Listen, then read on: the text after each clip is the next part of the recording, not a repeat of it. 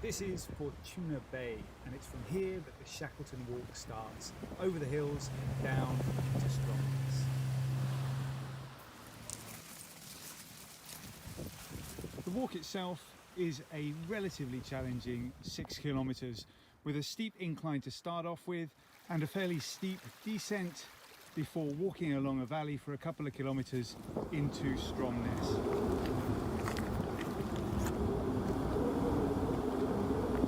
We got to the top of the ridge a bit to the left of where we were.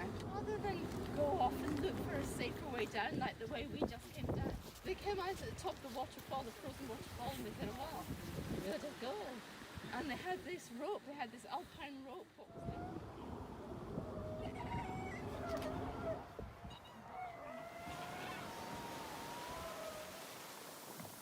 Staggered into the station at Stromness to the absolute amazement of the whalers. They just couldn't believe who these men were. They just assumed they'd all died long ago.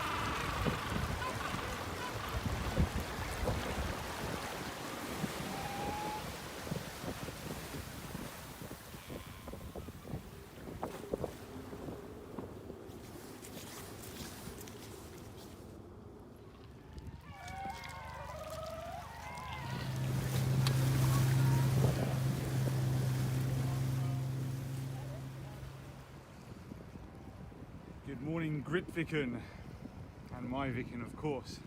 We're going to be walking today from Myviken across a small hill, 2 hours to Grytviken, and I'm really looking forward to it. Beautiful.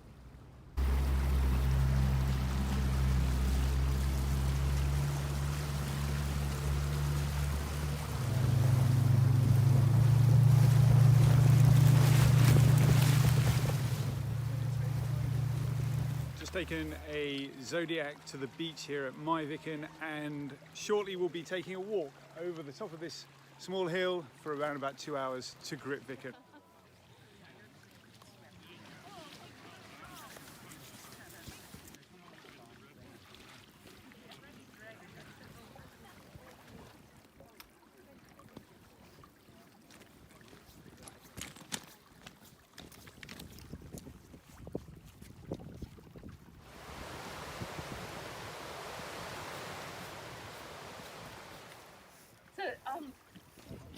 Just a few words, the famous saying about him, I think it was Priestley, for scientific discovery, give me Scott, for speed and efficiency, give me Amundsen, but when all hope is lost, get down on your knees and pray for Shackleton.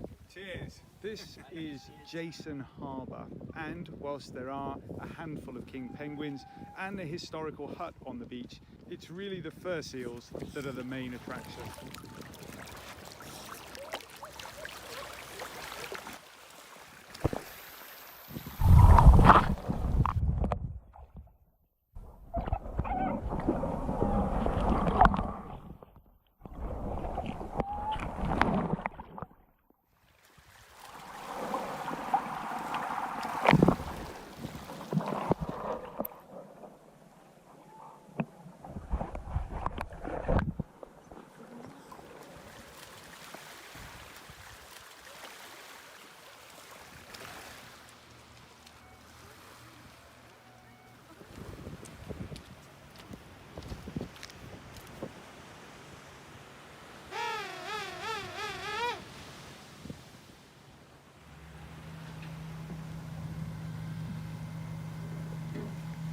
So we are literally following the course of the James Caird as it proceeded up into King Haakon Bay. On the 10th of May in 1960, the James Caird entered this bay, came in from the ocean, which is behind the ship, looking desperately for some place of shelter.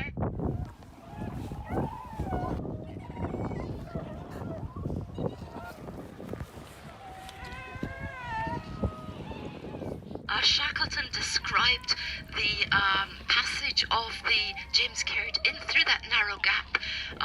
There were rocks to navigate, rocks to negotiate. The narrowness of it meant they had to pull in their oars, but they still managed to get through. They managed to get the James Caird lifting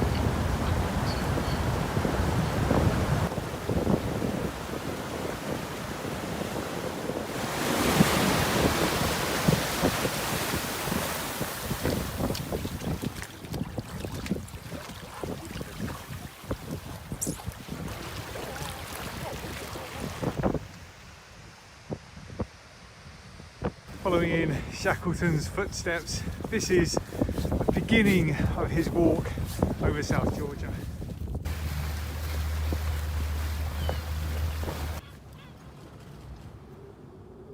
Prion Island is a must-see for all birders, a key nesting site for wandering albatross.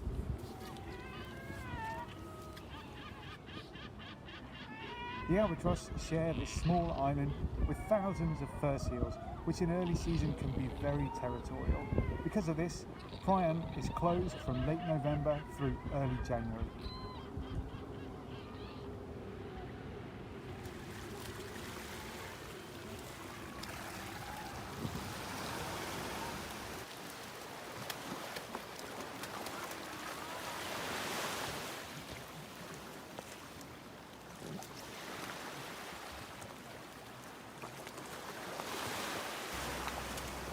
What a beautiful day to visit Salisbury Plain.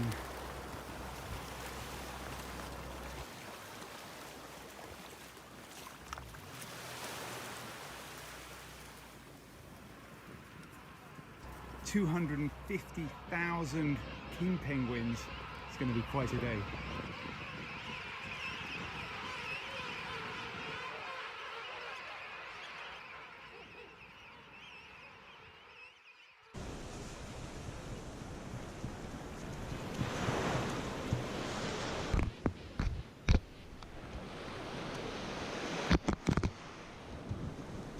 This is St Andrews Bay, and it has to be a highlight of any visit to South Georgia.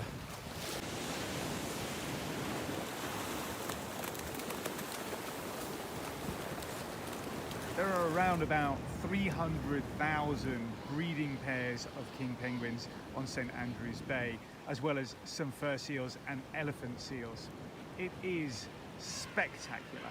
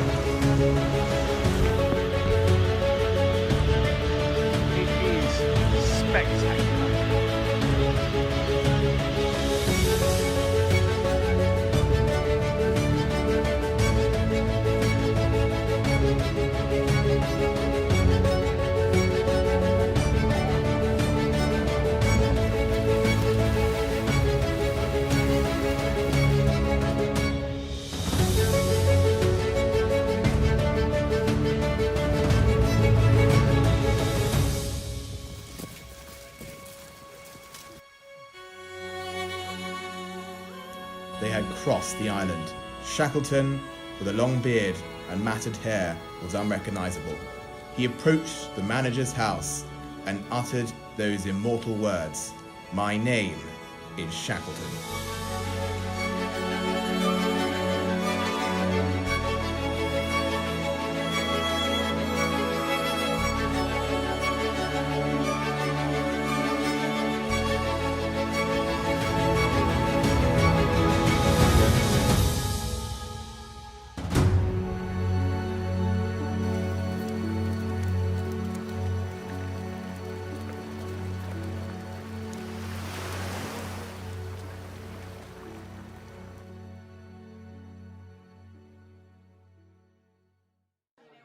Normally you might think of Government House receptions as commemorations for charitable events or organisations, or even people who have done something rather commendable.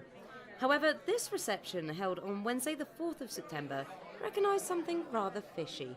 I'm never quite sure which hat I'm wearing. Tonight I'm wearing Her Majesty's Commissioner for South Georgia and the South Sandwich Islands, and we're here to celebrate Toothfish Day. Toothfish Day is a national holiday in South Georgia and the South Sandwich Islands, and I can assure you the 16 people currently in the territory are having a wonderful... Now, Toothfish Day isn't actually a Falkland Islands holiday. It's a South Georgia national holiday. South Georgia and the South Sandwich Islands have its own bank holidays set by the Commissioner for South Georgia and the South Sandwich Islands each year. But why has a fish been appointed its own very special day? The date marks the end of the toothfish season. And it was created not only to acknowledge the importance of the Patagonian toothfish fishery to the territory, but also to highlight the importance we place upon promoting and delivering sustainable use policy, managing ecosystem conservation, and taking the fight to illegal fishing. The toothfish industry is an enormous part of the economy of South Georgia, and an awful lot of work goes into making sure it's one of the best run fisheries in the world. Toothfish Day recognises the South Georgia fishery as gold standard in terms of sustainability, having been certified by the Marine Stewardship Council for over 10 years. So what measures are in place to ensure that it is a sustainable industry? Regulating fisheries is a difficult process, and there's a lot of different components. You have a lot of different aspects that you need to think about. And South Georgia has a really great situation where they're really focused on toothfish, so they can put a lot of effort and a lot of resources into managing that. So a reflection of that is that they got the certification that's called the Marine Stewardship Council certification, started in 2004 for toothfish, and they were the first one that certified toothfish under the MSC label. And what the MSC label does is it's an eco label, it's called, and it's something that goes on the product so that consumers know what products they can buy and they can consume that is sustainably caught. And the MSC certification is a really lengthy and really in-depth push fisheries to do as good of a job and be as transparent as possible so that they can kind of be more and more sustainable as you go into the future. There are actually about 280 fisheries around the world that are MSC certified, and some are extremely well managed, like the South Georgia toothfish fishery, and some are a little bit less well managed, but they're certified so that they can be pushed towards being better and more sustainable all the time. So it's really important. It's kind of the gold standard of sustainable seafood, and it's a great way for consumers to have a quick reference of, okay, what is it okay to eat, what's not okay to eat, what should I avoid? The toothfish industry wouldn't be so profitable if it wasn't for the consumer demand for the meaty fish. Toothfish is a renowned delicacy around the world, but why is this fish so sought after?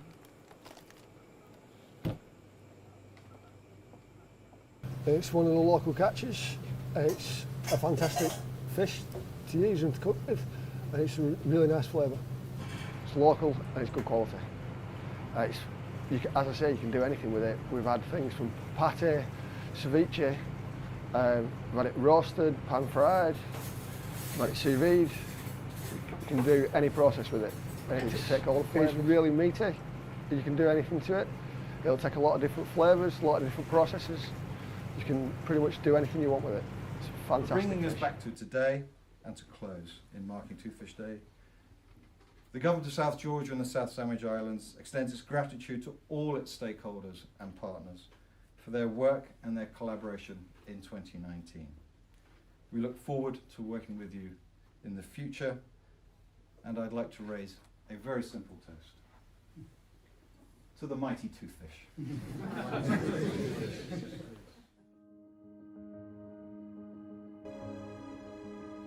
Grytviken, on the northern coast of South Georgia, is a place where industrial landscape and nature meet head-on. Its stark contrast between industrial history and abundance of thriving wildlife make it a place I'd become fascinated by and always wanted to visit. South Georgia is incredibly remote and is a place very few people have the opportunity to see with their own eyes. So landing here, stepping onto the pebble beaches and looking up to the rusted remains of the whaling station hit me with a wave of unforgettable emotion. The initial joy of standing in a bay I'd so often imagined quickly dissipated as I walked into the derelict station and was washed over by the bleak reality of Grytviken's past. The towering remains of the machinery still stand in testimony to the hard lives of the whalers, and of course to the whales themselves, killed in tens of thousands. However, since the whaling here ceased a mere 60 years ago, much of the wildlife has not only recovered, but has flourished. And while admiring how nature has reclaimed this industrial heritage, I became inspired, knowing that in South Georgia, there has been a sustained effort to not only minimize human impacts on the environment, but in the case of Grytviken, to successfully reverse them.